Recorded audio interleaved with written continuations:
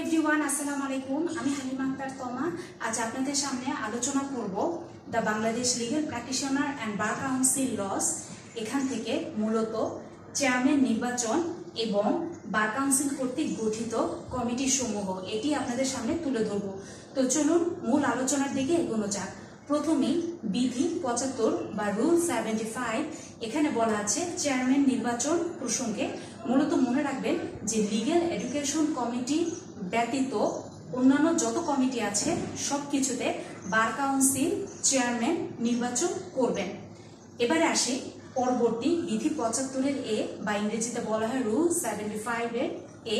এখানে বলা আছে মূলত যে বার কাউন্সিল কর্তৃক গঠিত কমিটি, বার কাউন্সিল এখানে ৬ ধরনের কমিটির নাম উল্লেখ করে দেওয়া আছে এই বিধি অনুযায়ী।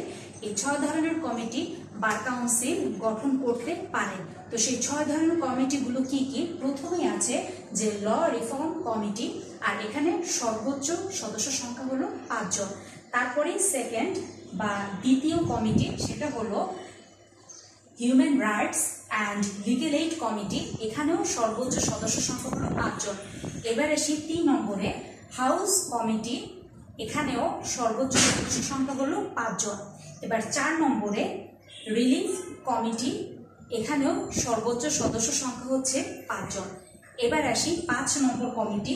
৫ নম্বর কমিটি হলো রোল অ্যান্ড পাবলিকেশন কমিটি, এই কমিটিতেও সর্বোচ্চ সদস্য সংখ্যা হলো ৫ জন। এবার আসি ৬ নম্বর কমিটি। ৬ নম্বর কমিটি হলো complaint and vigilance committee. Complaint and vigilance committee এখানেও সর্বোচ্চ সদস্য সংখ্যা হলো ৫ জন। তো এই হলো বার কাউন্সিলের চেয়ারম্যান নির্বাচন এবং বার কাউন্সিল যে ৬ ধরনের কমিটি গঠন করতে পারে সেই ৬ ধরনের কমিটির নাম।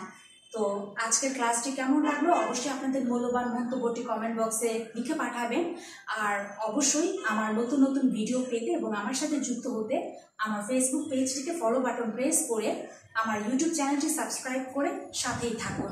সকলের প্রতি শুভকামনা রেখে আজ এখানেই শেষ করছি। খোদা হাফেজ।